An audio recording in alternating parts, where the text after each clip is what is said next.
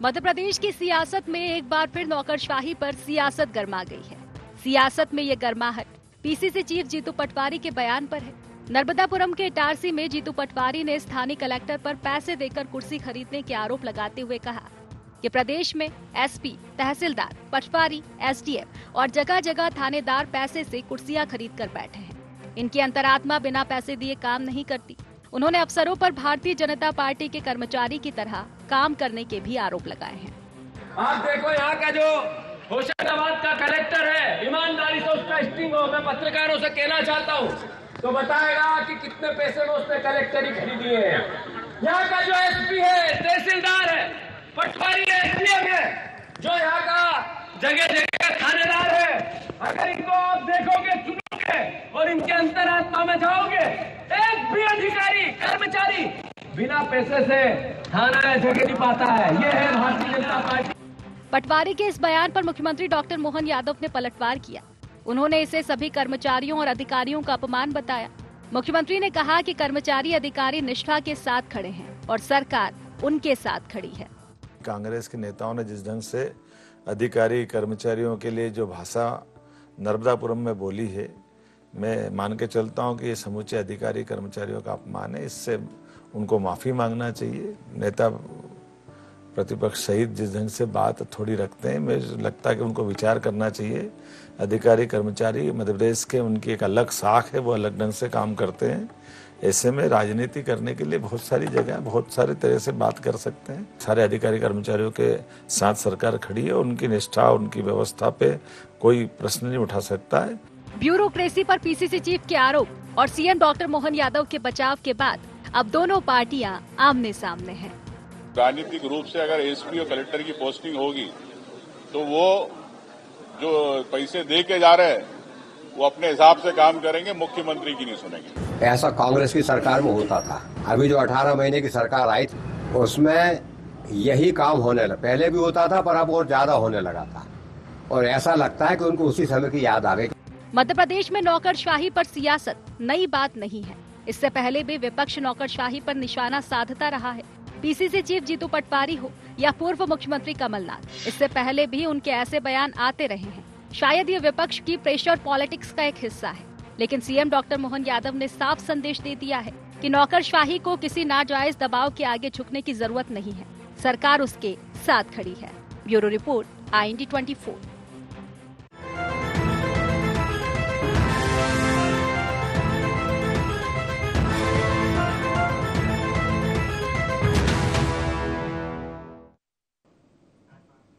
नमस्कार, India agenda मत करो अपमान में आपका स्वागत है। मैं हूं आपके साथ नवीन पुरोहित। चर्चा को विस्तार देंगे उसके पहले इंडिया एजेंडा के मुख्य बिंदुओं की तरफ एक निगाह डालते। कांग्रेस के निशाने पर क्यों आई नौकरशाही? पूरी नौकरशाही को बिकाऊ कहना कितना जायज? विपक्ष में आते ही क्यों खराब दिखने लगता है प्रशासनिक तंत्र?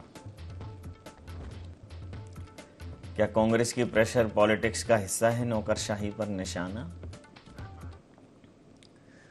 नमस्कार, इन्हीं सवालों के साथ चर्चा में आप सबका पुनः स्वागत है। मध्य प्रदेश में सत्ता पक्ष और विपक्ष के बीच में एक दूसरे पर आरोप प्रत्यारोप जारी हैं। जहां विपक्ष डॉक्टर मोहन यादव की सरकार को रिमोट कंट्रोल से चलने वाली सरकार करार दे रहा है और हमलावर है, उसने इसी क्रम में विपक्ष के नेता जीतू पटवारी, जो भारतीय राष्ट्रीय कांग्रेस के मध्य प्रदेश कांग्रेस के प्रदेश अध्यक्ष हैं, भारतीय राष्ट्रीय कांग्रेस के बड़े नेताओं में शुमार हैं, उनको बड़ा ऊर्जावान नेता कहा जाता है। और जब उन्हें अध्यक्ष बनाया गया तो मध्य प्रदेश से उनको बड़ी उम्मीदें थी। मध्य प्रदेश कांग्रेस उनके कार्यकाल में विधानसभा, लोकसभा बहुत बुरी तरह से पराजित हुई। तो इस पराजय के बाद, इस हार के बाद जीतू पटवारी लगातार हमलावर हैं और वो हमलावर हैं मध्य प्रदेश की प्रशासनिक व्यवस्था पर, मध्य प्रदेश के प्रशासनिक तंत्र पर। वो ये कह रहे हैं कि यहाँ का प्रशासनिक तंत्र सरकार की दहलीज पर गिरवी रखा है और आत्मा बेचकर, ईमान बेचकर अधिकारी काम कर रहे हैं और अधिकारियों की ट्रांसफ़र और पोस्टिंग में बेतहाशा धनराशि का इस्तेमाल हो रहा है। अपनी एक रैली और भाषण के दौरान उनके इन आक्रामक तेवरों ने सवाल तो खड़े किए, लेकिन वो सवाल समूची प्रशासनिक व्यवस्था पर खड़े हो गए। और अगर मध्य प्रदेश में इस प्रकार की व्यवस्था है जो खुलेआम वो मंच से कह रहे हैं, तो निश्चित रूप से मध्य प्रदेश के लिए चिंता का विषय है। और अगर वो सिर्फ कोरी राजनीति के लिए यह कह रहे हैं, तो राजनीति के लिए भी चिंता का विषय है। तो इसी मुद्दे पर करेंगे चर्चा। हमारे साथ चर्चा में शामिल हैं संतोष सिंह गौतम जी, मुख्य प्रवक्ता हैं मध्य प्रदेश कांग्रेस के, सचिन वर्मा जी, मीडिया वार्ताकार मध्य प्रदेश भारतीय जनता पार्टी के, देवदत्त दुबे जी, वरिष्ठ पत्रकार हमारे साथ। पहले आप पर आरोप लगता था कि आप कांग्रेसियों को खरीद लेते हैं, अब आप पर प्रशासनिक व्यवस्था की हाईजैकिंग का भी आरोप लग रहा है, सचिन जी।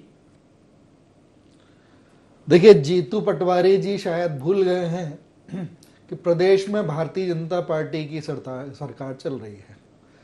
जीतू पटवारी जी को उस समय का वो कालखंड याद आ गया जब कमलनाथ जी की सरकार में ये जो वल्लभ भवन है वो ट्रांसफर इंडस्ट्री में कन्वर्ट कर दिया गया था, जहां पर एक ही अधिकारी के दिन में 3 से 4 ट्रांसफर के ऑर्डर निकलते थे और उसके कक्ष बदलते थे। सुबह कोई एक ऑर्डर निकलता था, दोपहर में कोई एक नया ऑर्डर निकलता था, शाम को एक नया ऑर्डर निकलता था और उसके बाद में दूसरे दिन संशोधन का एक आदेश निकल जाता था, संशोधित आदेश। तो इस तरह की जो सरकार जो कमलनाथ जी ने चलाई है, अब उसी के बारे में जीतू पटवारी जी जो है उसी का एक रोना जो है वो रो रहे हैं।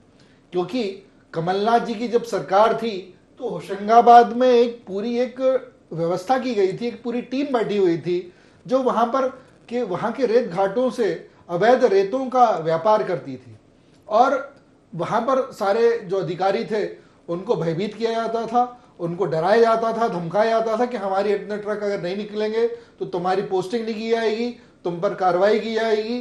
तो इस तरह से जो है एक सिस्टम चल रहा था और शायद अब जो वो सिस्टम बंद हो गया है, इसीलिए होशंगाबाद के जो अधिकारियों पर इस तरह के आरोप लगाए गए हैं। तो ये जो राजनीति है, ये एक बड़ा दुखद जो है क्षण है राजनीति का कि अगर एक विपक्ष के एक प्रदेशाध्यक्ष जो मुख्य विपक्षी दल है वो इस तरह के जो है एक बार्ड एलिगेशन जिसका कोई सिर पैर नहीं है, इस तरह की बातें कर रहे हैं। अगर उनकी बातों में कोई तथ्य है तो उसको प्रमाणित करने का भार भी उन्हीं के पास में है कि वो उसको प्रमाणित करें, मगर वो बिना प्रमाण के इस तरह के आरोप लगाना उचित नहीं है। गौतम जी, समूची प्रशासनिक व्यवस्था पर प्रश्न चिन्ह लगा दिया, कहा कि प्रशासनिक व्यवस्था हाईजैक है, सब बिके हुए हैं। देखिए नवीन जी, जीतू पटवारी जी कांग्रेस पार्टी के प्रदेश अध्यक्ष हैं और उनके पास कोई ठोस प्रमाण होंगे तभी उन्होंने यह बात कही है, क्योंकि मेरे जैसे छोटे कार्यकर्ताओं के पास भी इस बात के तमाम साक्ष्य मौजूद है, प्रमाण मौजूद है कि भारतीय जनता पार्टी की सरकार में किस कदर भ्रष्टाचार मचा हुआ है। भारतीय जनता पार्टी के प्रवक्ता कह रहे थे कि जीतू पटवारी जी शायद भूल गए हैं कि मध्य प्रदेश में भारतीय जनता पार्टी की सरकार है। जी नहीं, जीतू पटवारी जी भूले नहीं है, इसीलिए तो कह रहे हैं कि भारतीय जनता पार्टी की सरकार में क्या क्या हो रहा है। चाहे व्यापम घोटाला हो, चाहे नरसिंह घोटाला हो, चाहे सिंहस्थ घोटाला हो, चाहे महाकाल लोक घोटाला हो, चाहे 50% कमीशन की सरकार का ठप्पा हो, ये सब इसी सरकार पर लगे हैं। मध्याह्न भोजन घोटाला हो, कितने घोटाले गिनाऊं मैं, और लगातार इतने घोटाले कि इसमें छोटी मछलियों से लेकर बड़ी मछलियां तक सब इन्वॉल्व हैं। लगातार होशंगाबाद और बड़वानी और जिसको कहते हैं कि नेमावर की जो खदानें हैं, लगातार रोज अवैध उत्खनन होता है, सैकड़ों की संख्या में अवैध डंपर वहां से संचालित होते हैं। कौन है इनका संरक्षण दाता? अगर बड़ी मछलियों के पास में हिस्सा नहीं पहुंच रहा है तो इन छोटी मछलियों की क्या इतनी हिम्मत है कि वह लगातार बेखौफ पूरे मध्य प्रदेश के सीने पर डंपर दौड़ाएं और अधिकारियों की हत्या कर दे? जो लोग उनको रोके, माफिया लोग उनको हत्या कर देते हैं, पुलिस अधिकारियों पर पिटाई कर देते, थानों पर कब्जे कर लेते हैं। अगर भारतीय जनता पार्टी की बड़ी मछलियों का इनको संरक्षण प्राप्त नहीं है, तो क्या इतने ट्रकों से जो शराब अवैध गुजरात भेजी जा रही है, जो अवैध परिवहन हो रहा है रेत का, नर्मदा नदी को जो छलनी किया जा रहा है, प्रदेश की तमाम केन बेतवा सबको छलनी किया जा रहा है, ये क्या भारतीय जनता पार्टी के नेताओं को हिस्सा पहुंचे भी ना हो रहा है? मैं तो ऐसा नहीं मानता हूं। और जीतू पटवारी जी ने कहा है पूरी पार्टी उनके साथ है और निश्चित रूप से ये भ्रष्टाचार की सरकार है। देवदत्त जी, ओपन माइक पर, ओपन मंच पर बोला है कलेक्टर एसबी पटवारी, एसडीएम, थानेदार सबके सब बेकाबू। बिल्कुल नवीन जी, एक ये राजनीति का मुझे लगता है कि फैशन सा बन गया या ये वास्तविकता है, क्योंकि कोई भी सरकार रही हो अफसरशाही के आरोप लगे हमेशा। आप दिग्विजय सिंह के समय देख लें, फिर जब उमा भारती का इतना कम कार्यकाल था तब भी था कि पोस्टिंग कैसे हुई, फिर बाबूलाल गौर के में लगातार, अभी 18 महीने की कमलनाथ सरकार आई तब एक भाजपा ने पूरे में प्रदेश में यही किया था कि वो भ्रष्टाचार का अड्डा बना हुआ है, बल्लभ भवन दलाली का अड्डा बना हुआ है। और अब फिर तो मुझे लगता है कि राजनीति हार रही है, अफसरशाही जीत रही है। जिस तरीके से 3 दशक से एक ही आरोप, कई बार तो संघ और भाजपा की समन्वय बैठक में ही कहा जाता था कि अफसरशाही हावी है, तो क्यों नहीं वो घुड़सवार मिल रहा है प्रदेश को जो लगाम कस सके इन पे?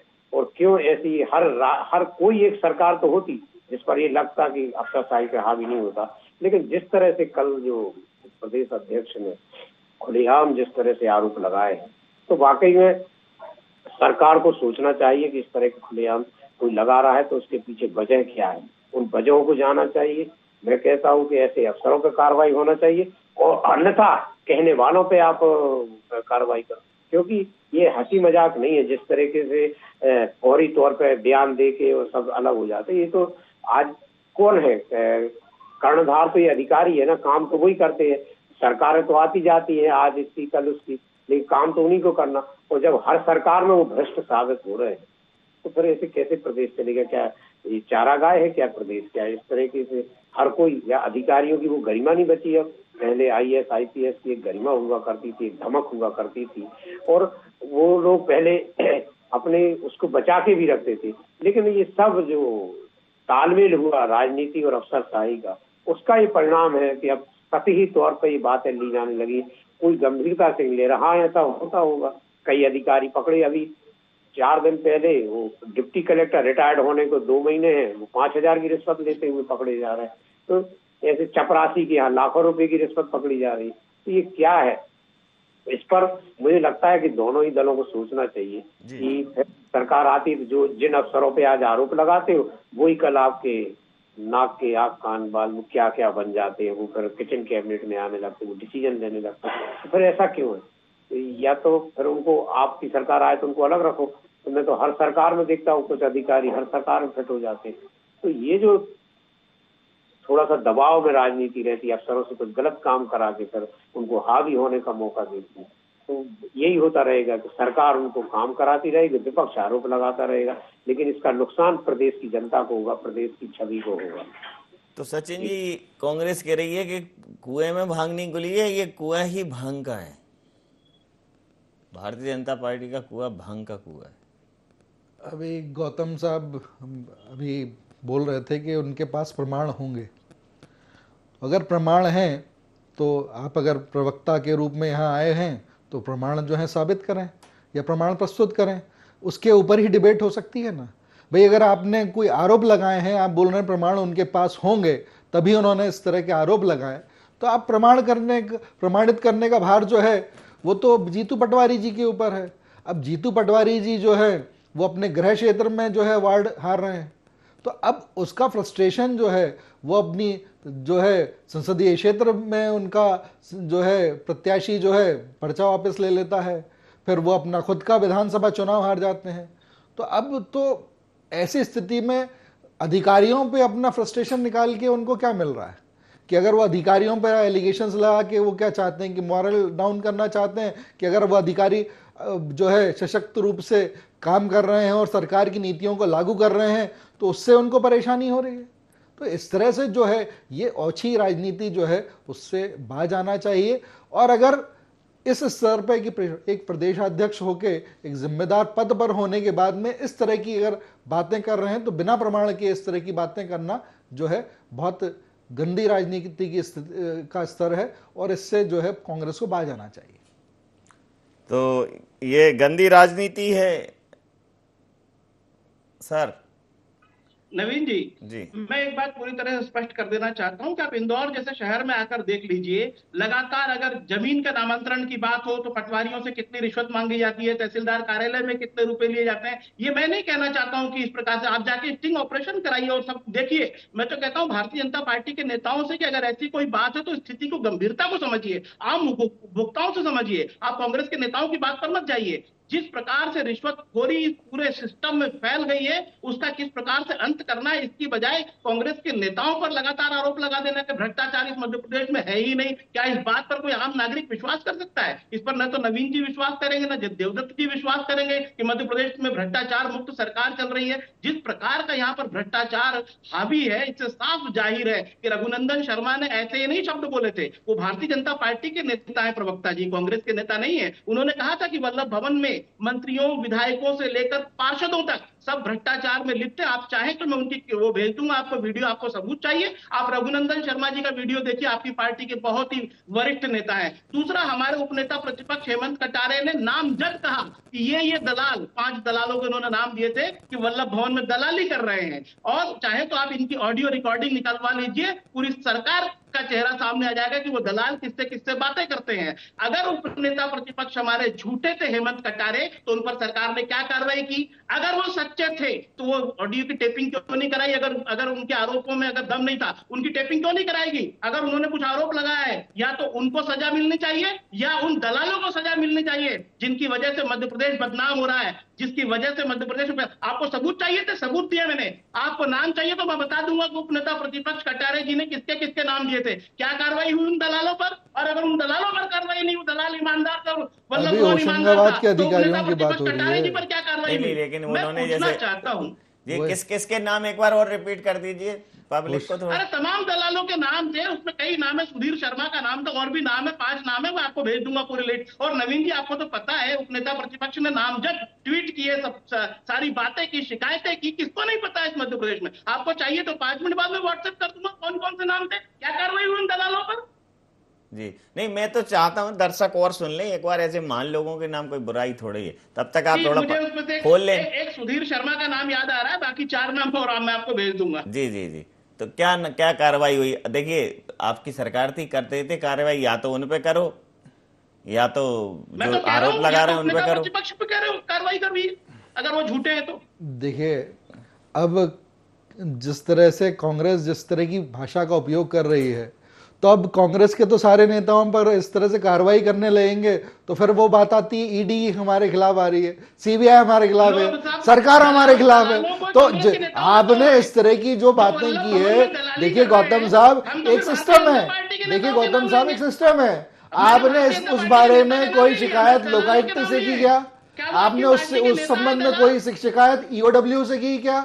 आपने उसके बारे में कोई शिकायत सीबीआई से की क्या? तो आप जो है एक शगुफा छेड़ देते हो, उसके बारे में कोई सबूत नहीं देते हो। जो जांच एजेंसी है उनके पास में आप जाइए ना, आप जांच एजेंसी के पास में जाइए। गौतम साहब के पास में गौतम साहब वो देख लो जरा, अगर वो 4 नामों वाला ट्वीट तब तक ये बोल ही रहे तो वो भी 4 नाम उधर, उनको भी सुमेर ही लें। एजेंसियों के पास में जाइए, ऐसे मान लोगों के नाम सुमेरन में आनंद ही आ जाता है। देखिए गौतम साहब, जब आज भारतीय जनता पार्टी और कांग्रेस का फर्क यही है कि कांग्रेस के समय जो भी घोटाले हुए हैं, जो भी भ्रष्टाचार हुए हैं, उसकी जांच या उसमें एफआईआर जो है अदालतों के हस्तक्षेप के बाद में उनके आदेश पे की गई है।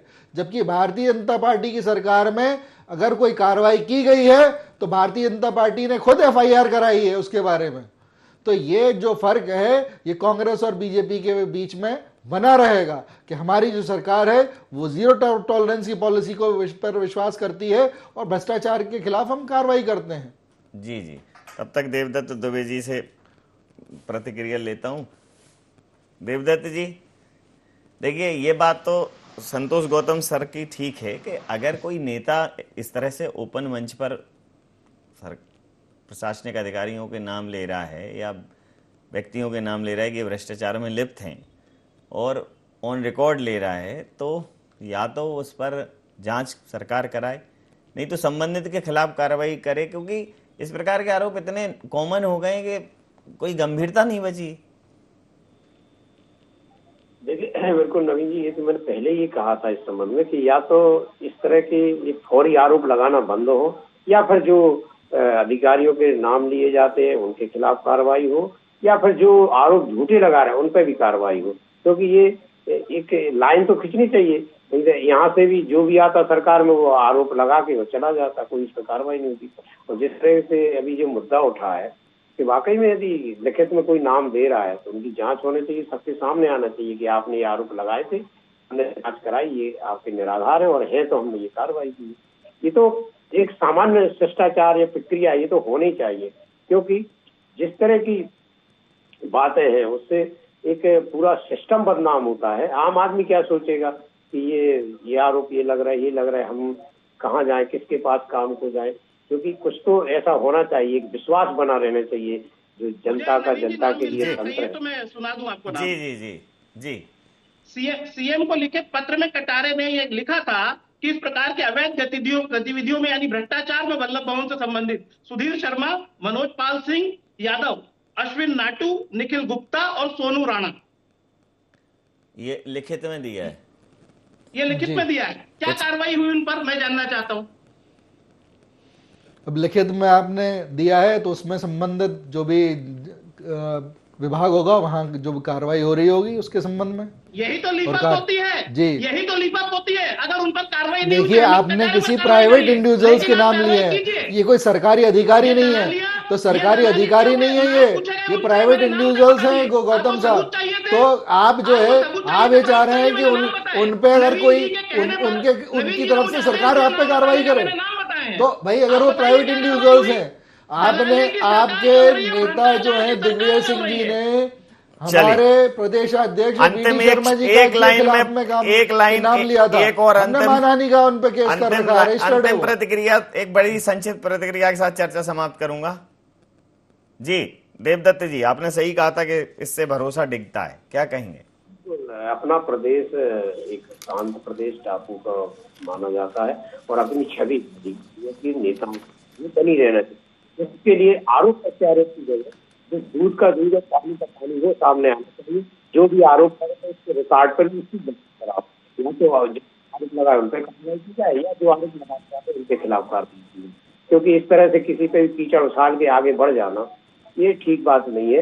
इसका सत्यता सामने आने ही जाना चाहिए, अन्यथा फिर वो छवि ऐसे अन्य प्रदेशों जैसी जहाँ ज्यादा भ्रष्टाचारी वैसी बन जाएगी। बाहर लोग क्या सोचेंगे, मध्य प्रदेश में तो बड़ा भ्रष्टाचार मचा है, कोई भी सरकार, सब रिकॉर्ड में रहती है। आजकल सोशल मीडिया पे कमलनाथ जी के समय यही आरोप लगते रहे कि वल्लभ भवन अड्डा मला, आज फिर लग रहा है कि तहसीलदार से लेके कलेक्टर ऐसी सब ले रहे हैं। तो ये सब तो ठीक नहीं है ना प्रदेश के हित में। बिल्कुल ठीक कहा। समय सीमा के चलते मैं ये चर्चाएं समाप्त करूंगा। आप समस्त महानुभावों का बहुत बहुत धन्यवाद, बहुत बहुत आभार। तो क्या बड़ा काम कर रहे हो तुम,